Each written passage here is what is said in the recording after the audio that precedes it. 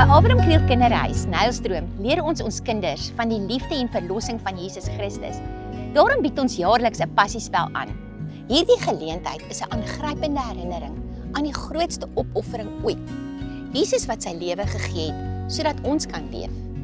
Elkeen van ons kinders het al diep hartseer beleef en deur moeilike tye gegaan. Juist daarom leer ons hulle dat hulle nooit alleen is nie. Jesus verstaan hulle pyn. Hy is vir hulle 'n bron van krag. Hy gee hoop wat nooit beskaam nie. Hy is die Seun van God wat saam met hulle deur elke uitdaging stap.